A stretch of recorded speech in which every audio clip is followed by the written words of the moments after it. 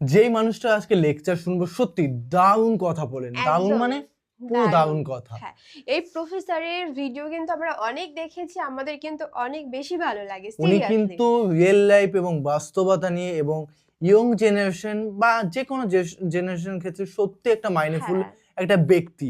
কারণ এমন এমন টপিকগুলো বুঝে বুঝে জীবনটাকে পরিবর্তন করে। দেখো, ধনী বা গরিব সেটা মাইন্ডফুল করে না, কিন্তু তোমাকে অবশ্যই এগিয়ে উঠতে হবে। হ্যাঁ, তোমাকে জেদ রাখতে হবে যে আমাকে কিছু করতেই হবে, কিছু, না করলে হবে না। হ্যাঁ, এই আমি পৃথিবী কিন্তু বড়ই স্বার্থপর। একদম ধরো কথা কথা এক্সাম্পল দিলাম, তো তোমার শরীর খারাপ, 10 লাখ টাকা লাগবে মুহূর্তে। সেই টাকা তো কামানোর জন্য তো নিজেকে অনেক স্যাক্রিফাইস, অনেক অনেক বিসর্জন দিতে হবে হ্যাঁ, নিজেকে এই টাকাগুলো ইনকাম করার ক্ষেত্রে। তো অবশ্যই জীবনে টাকার খুবই প্রয়োজন, কিন্তু সব ক্ষেত্রে না। তো যাই না কেন, দেখবো ধনী হতে তিতির তিথির পাখির পাখির 3টি শিক্ষা। শিক্ষা। সত্যি আচ্ছা, ধনী অবশ্যই সবাইকে হওয়া উচিত এই প্রত্যেকটা মুহূর্তে। মানুষের হওয়া উচিত। কারণ এখন টাকা ছাড়া তোমার চিকিৎসার কোনো মূল্যই নেই বা জীবনের কোনো মূল্যই নেই। তো সেক্ষেত্রে আমাদের এই ওয়াজটা বা এই লেকচারটা শোনা উচিত। তো দেখবো অ্যাকচুয়ালি তিথির পাখি, অ্যাকচুয়ালি আমি ঠিক জানি না, আমার লাইফে জানা নেই যে তিথির পাখি অ্যাকচুয়ালি কি। হ্যাঁ, মানে তো কোন পাখিটাকে কোন তিতির পাখি, পাখি বলা হয় হ্যাঁ, সেটাই তো তার থেকে আসলে। 3টি শিক্ষা নেবো সে পাখির কাছ থেকে, আমি বুঝতে পারছিস? তো অবশ্যই দেখবো। চ্যানেল যদি নতুন হয়ে থাকে চ্যানেলটি সাবস্ক্রাইব সাবস্ক্রাইব করে করে দেবে, দেবে, পাশে থাকা বেল আইকনটা টং টং করে করে বাজিয়ে বাজিয়ে দেবে, দেবে, একটা একটা লাইক লাইক করে করে দেবে। দেবে। আর মেইন ভিডিও তোমরা ডেসক্রিপশন বক্সে লিংক পেয়ে যাবে, চেক আউট করে নিও। তো চলো আজকে ভিডিওটি শুরু শুরু করা করা যাক। যাক। জালালউদ্দিন রুমি, আপনার নাম জানেন। তিনি যাচ্ছিলেন একটি জঙ্গল দিয়ে, সেখানে দেখলেন একটা মোটা সোটা তিতির পাখি। তিনি পাখিটাকে ধরলেন, এরপর সিদ্ধান্ত নিলেন, মানে সিদ্ধান্ত নিচ্ছিলেন তিতির পাখিটাকে কি ঝলসে আগুনে ঝলসে খাবেন নাকি এটাকে রান্না করে খাবেন। তিনি চিন্তা করছিলেন। তিতির পাখি কোনোভাবে বুঝতে পারলো যে তিনি তাকে জবাই করে খাবেন, কিছু একটা প্ল্যান করছেন। তিতির পাখি তাকে লক্ষ্য করে বলে উঠলেন যে মাওলানা, আপনি তো চিন্তা করছেন আমাকে জবাই করে খাবেন, কিভাবে খাবেন সেটা নিশ্চয়ই প্ল্যান করছেন। আপনার জীবনে কি গোশত আপনি কম খেয়েছেন? আমাকেই খেতে হবে এই প্ল্যান কেন করছেন? বরং আমাকে ছেড়ে দেন, আমি আপনাকে 3টি উপদেশ দেব। মাওলানা রুমি চিন্তা করলেন, ভালোই তো, আচ্ছা আমাকে তুমি বলো। বলে না, আমাকে ছেড়ে দিতে হবে, তাইলে কেবলমাত্র আমি আপনাকে উপদেশ দেব। বলে তোমাকে ছেড়ে দিলে তারপরে তো তুমি চলে যাবে, এরপরে তো তুমি আমাকে ফাঁকি দেবা, তা হবে না, তুমি আমাকে উপদেশ দাও। বলে আচ্ছা ঠিক আছে, আপনি আমাকে ধরে রাখেন, একটা উপদেশ ধরা অবস্থায় দিয়ে বাকিগুলো আমাকে ছেড়ে দিয়ে। বলে আচ্ছা বলো। বলে প্রথম উপদেশ হলো, তোমার বন্ধু বান্ধব, আত্মীয় স্বজন, পাড়া প্রতিবেশী, পরিচিতরা তোমার কোনো ভালো কাজ দেখলে, আপনার কোনো ভালো কাজ দেখলে, তারা হতে পারে আপনাকে বিভিন্নভাবে ক্রিটিসাইজ করবে, আপনাকে বিভিন্নভাবে জ্বালাতন করবে, কথা দিয়ে অথবা আচরণ দিয়ে। আপনি ওই দিকে একেবারে ভ্রুক্ষেপ করবেন না। আপনার জীবনে যে গোল আছে, লক্ষ্য আছে, উদ্দেশ্য আছে, সেটা নিয়ে আপনি কন্টিনিউ চলতে থাকবেন। তাইলে at the end of the journey আপনি সফলতা অর্জন করতে পারবেন। মানুষ আমি চিন্তা করেন, আরে পাখি তো বিউটিফুল অ্যাডভাইস দিচ্ছে, ভালোই তো, আর চমৎকার তো। বলে বাকি 2টা কিন্তু দেবো না, কি করতে হবে? ছেড়ে দিতে হবে। ও আচ্ছা ঠিক আছে, যাও ছেড়ে দিলাম। এখন গাছের ডালে গিয়ে পাখিটি বসলো। বসার পর পাখি বলল যে, এবার তিনি বললেন তাহলে দ্বিতীয় উপদেশ দাও। বলে দ্বিতীয় উপদেশ হচ্ছে, আপনার জন্য অতীত নিয়ে কোনোদিনই কি করবেন না, অতীত নিয়ে কোনোদিন আফসোস করবেন না। যা চলে গেছে সেটা নিয়ে আফসোস করবেন না, বরং প্রেজেন্ট নিয়ে বাঁচুন, ভবিষ্যৎ নিয়ে পরিকল্পনা করুন। একদম। যেমন ধরেন, এখন আপনাকে একটা ঘটনা বলি। এই যে আমার পেটে খুবই দামি 2 কেজি মূল্যবান পাথর ছিল, খুবই দামি। এইটা যদি আপনি আমাকে ধরে রাখতেন এবং জবাই করতেন, ওই পাথর আপনি পেলে আপনার 14 গোষ্ঠী বসে বসে খাইতে পারতো রাজার মতো করে। এই যে আপনি এটা বড় ভুল করেছেন। এটা শোনার পরেই তো রুমির মাথা গরম। এবার রুমি তার পিছনে দৌড়াচ্ছে তারে ধরার জন্য, আর ওই পাখি এক ঢাল থেকে আরেক ঢালে যাচ্ছে। রুমি যখন ক্লান্ত, তখন তিতির পাখি বলল, দেখেছেন এই যে মাত্র আপনাকে যে উপদেশটা দিলাম এটাই তো আপনি ভুলে গেলেন। আমি না বলেছি অতীত নিয়ে আপনি কোনো টেনশন করবেন না? তা আপনি তো অতীত নিয়েই পড়ে আছেন, আমাকে ছেড়ে দিয়েছেন, আপনি কি আর আমাকে ধরতে পারবেন? তা তো পারবেন না। তাহলে অতীত নিয়ে পড়ে আছেন, কারণ আপনাকে প্রেজেন্ট নিয়ে, ভবিষ্যৎ নিয়ে পড়ে থাকা দরকার ছিল। বলে তাইলে ঠিক আছে, তুমি এবার আমাকে 3 নম্বর উপদেশটা দাও, 3 নম্বর উপদেশটা দাও। তিনি বললেন 3 নম্বর, মানে পাখি বলল 3 নম্বর উপদেশটা হলো, যিনি আপনার উপদেশ শুনতে চান না তাকে উপদেশ দিন না। বাহ, এখন বলেন আমি কি করব? আপনি শুনবেন তো উপদেশ? একদম। ওকে, মাশাআল্লাহ, জাযাকুমুল্লাহ খায়ের। এটা নাসিরউদ্দিন হুজ্জা এক জায়গায় গিয়েছিল, আপনারা জানেন। তো ওইখানে যাওয়ার পর মানে তাকে আসলে বিপদে ফেলতে চেয়েছিল, কারণ যেখানে যান ওইখানে সুন্দর কথা বলেন তিনি, প্রশ্নের উত্তর ভালো করে দেন। তো এবার এমন প্রশ্ন করলো যে প্রশ্নের উত্তর উনি জানেন না। এখন লোকেরা চিন্তা করলো যে আপনারা কি এখানে মোটামুটি সবকিছু জানেন? বলে হ্যাঁ আমরা মোটামুটি জানি। আচ্ছা ঠিক আছে, উনি যে প্রশ্ন করেছেন এই প্রশ্নের উত্তর কারা কারা জানেন? তো একেবারেই জানেন এরকম তো বলতে পারেন। একদল লোক হাত তুললো একেবারে হালকা করে যে জানি, আর আরেক দল হাত তোলে নেই। তিনি বললেন যে যারা জানেন তারা ওনাদেরকে জানিয়ে দেন আসসালামু আলাইকুম ওয়া রাহমাতুল্লাহ। তো আমি হয়তো যা বলবো হতে পারে most of the things will be known to you, but still it is a reminder. আপনি দেখবেন যে সফল অর্জনের 3টে মৌলিক মানদণ্ড আছে। এর মধ্যে একটা মানদণ্ড হচ্ছে আপনার ফোকাস থাকতে হবে যে আপনি কি করতে চান, আপনার ব্যক্তিত্ব থাকতে হবে, এবং একদল ডেডিকেটেড লোক থাকতে হবে যারা আপনার কাজটি তারা আপনার পক্ষে অথবা আপনার উপস্থিতিতে বা আপনার অনুপস্থিতিতে করে বেড়াবে। আপনার বলেন তো মুহাম্মদুর রাসূলুল্লাহ সাল্লাল্লাহু আলাইহি ওয়াসাল্লামের বাইরে এমন কে আছেন যিনি বলতে পারেন তার চারিদিকের যে সকল লোকেরা, এই লোকেরা তার চারপাশে যারা ছিল তারা এমন যে রাসূলুল্লাহ সাল্লাল্লাহু আলাইহি ওয়াসাল্লামের অনুপস্থিতি গোটা মানবজাতি এক মুহূর্তের জন্য টের পায়নি। রাসূলুল্লাহ সাল্লাল্লাহু আলাইহি ওয়াসাল্লামের ইন্তেকালের পর খলিফা হলেন কে? ওমর ইবনে আবু বকর রাদিয়াল্লাহু তাআলা আনহু। আবু বকর তো উম্মার মধ্যে মোস্ট লেনিয়েন্ট, মোস্ট কম্প্যাশনেট, এবং এত মানসিকভাবে তিনি এতটা কোমল যে তিনি রাসূলুল্লাহ সাল্লাল্লাহু আলাইহি ওয়াসাল্লামের অনুপস্থিতিতে তিনি নামাজ পড়াবেন ওইখানে এটাই চিন্তা করতে পারছিলেন না। কোরআন তেলাওয়াত করলে তিনি কাঁদেন, নামাজে দাঁড়ালে তিনি কাঁদেন। খুবই কোমল হার্টেড একজন মানুষ। কিন্তু যখন ইসলামকে রক্ষা করার প্রশ্ন আসলো তখন তিনি, এই মানুষটি যিনি পৃথিবীর সবচেয়ে কোমল মানুষ, তিনি বলে উঠলেন আয়ানকুসুদ্দিন ওয়া আনা হাইয়ুন। আবু বকর বেঁচে থাকতে ইসলামের গায়ে একটা আঁচড় ফেলবে কেউ, এটা কখনো হতেই পারে না। এবং তিনি তৎকালীন রিদ্দার অর্থাৎ 3টি এলিমেন্ট, একদল লোক তারা তাদের নিজেকে নবী দাবি করেছে, আমরা জানি ফলস প্রফেট, আর একদল লোক তারা ডিনাই করেছে জাকাত দিতে, জাকাত দেবে কিন্তু তারা আবু বকরের কাছে জাকাত দেবে না রাদিয়াল্লাহু তাআলা আনহু। এবং 3 নম্বরে একদল লোক তার অ্যাপোস্টেসি, যেটাকে বলা অ্যাপোস্টেট মানে তার মুরতাদ হয়ে গেল।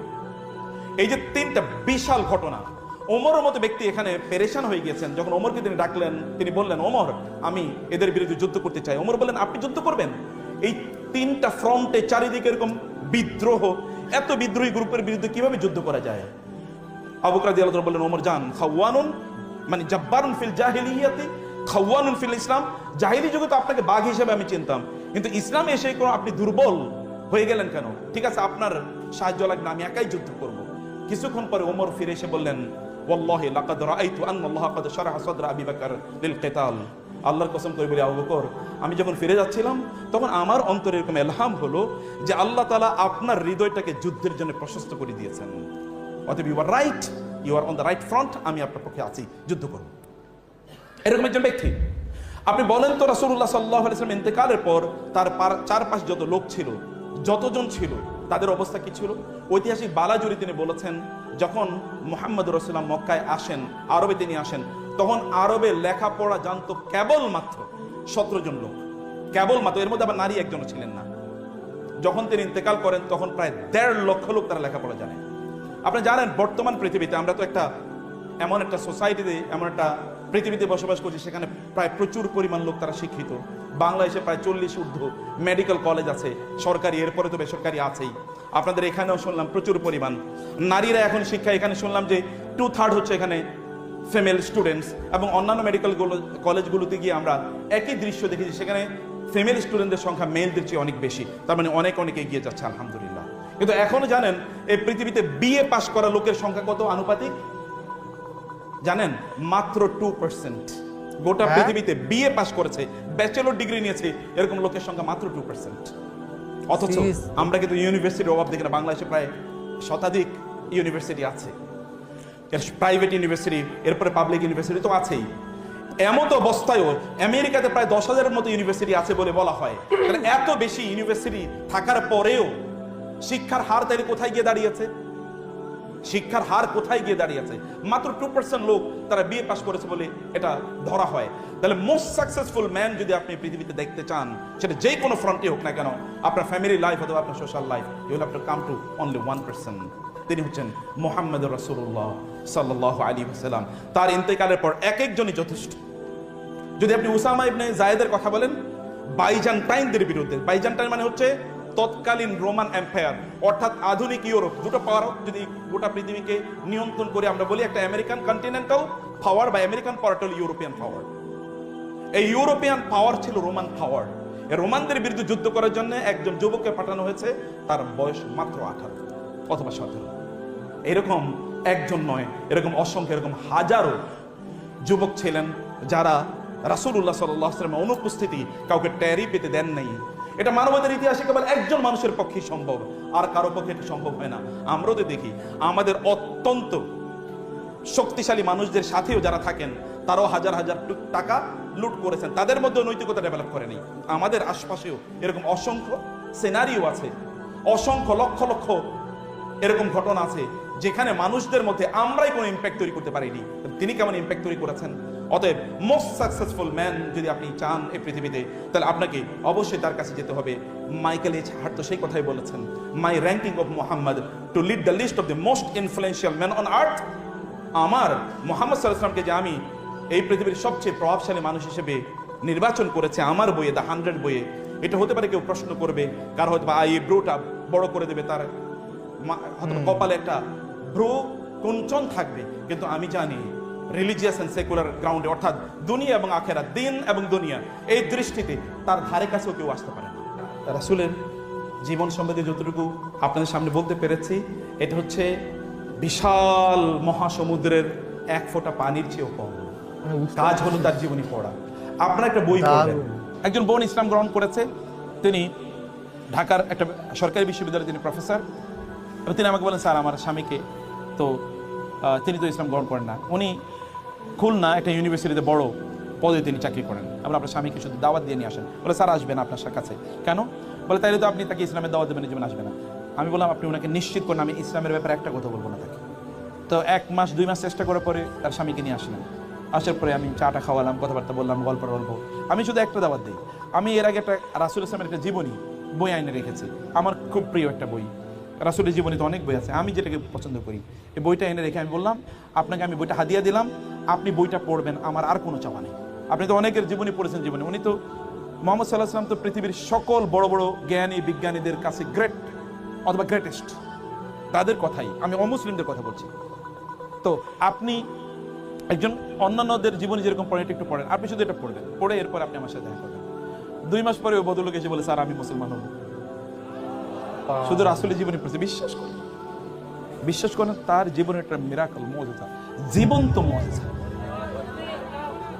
জি আচ্ছা, বইটার নাম হলো রাসূলে আরবি, রাসূল সফিউর রহমান মুবারকপুরী ওনার বই রাসূলে আরবি। তো এটা একজন মানুষ যদি সত্যি অর্থে ওপেন মন নিয়ে রাসূলের জীবনী পড়ে, she is bound to follow the Prophet sallallahu alaihi wasallam। আমি এই দুটো দাওয়াত আপনাদেরকে দিয়ে গেলাম, ইসলামকে ভালো করে বুঝেন এবং রাসূল ইসলামের জীবনীটা পড়েন। ইসলামকে বোঝার জন্য কোরআন বোঝা মাস্ট। আপনি যদি কনফিউশন দূর করতে চান ইসলাম সম্পর্কে এবং ওদের শিকারে পরিণত না হতে চান, তাহলে কোরআন বুঝেন। দারুণ কিন্তু বললো আজকে, অসাধারণ, কোনো কথাই হবে না, এত সুন্দরভাবে বললেন। এবং প্রথমে তিতির পাখিটা বিষয়টা আমি 3টি শিক্ষা দিয়ে গেছে। সত্যি খুবই মানে এত সুন্দর এক্সাম্পল দিল প্রথমে, আমি যে শকিং। মানে তুমি কেন দৌড়চ্ছো, যে আমার তো হিরে মুক্তা আছে, মানে মানে একটা পাথর আছে, এটা অনেক অনেক দামি পাথর, সেক্ষেত্রে সে দৌড়চ্ছে যে কেউ পাখিটাকে ধরতে হবে। এক্সাম্পল দিচ্ছিল যে তোমাকে তো বোঝানো হলো একটু আগে, তাই না, যে অতীত নিয়ে পড়ে থাকবে না, অতীতের কথা ভাববে না, তারপরেও তুমি কেন অতীত নিয়ে পড়ে আছো? একদম, মানুষ কিন্তু অতীতটা নিয়ে বেশি ভাবে, বল বর্তমানটা এবং ভবিষ্যৎটা না ভেবে অতীতটা বেশি ভেবে ফেলে। হ্যাঁ, অতীতটা নিয়ে পড়ে থাকে আর সেই মানুষটা কুড়ে কুড়ে খেয়ে ফেলে তার অতীত। কেন আমাদের না এটা একদমই করা উচিত না। হ্যাঁ, ক্ষতি খারাপ সবার ভেতরেই আছে, তাই না, আমরা সবাই কিন্তু ভুল করি, মানুষ মাত্রই কিন্তু ভুল, তাই না? তো আমরা যদি সেই ভুলটাকে মনে করে বারবার করে রিপিট করে, হ্যাঁ এটা করেছিলাম, এটা হয়েছিল না, ওটা ওখানেই ছাড়ো। আগে আগে চলো, অনেক একদম। অনেক পথ বাকি, অনেক কিছু করা বাকি। একদম। তো তোমাদের কেমন লাগলো অবশ্যই কমেন্টে কমেন্ট করে জানাও, এবং কি ধরনের ভিডিও রিঅ্যাকশন চাই সেটাও সেটাও প্লিজ কমেন্টে কমেন্ট জানিয়ে করে দিও। আর জানাবে আমাদের ব্লগ চ্যানেলটিকে সাবস্ক্রাইব করে রেখো। প্লিজ। তো চলো guys, bye bye, take take care. Care.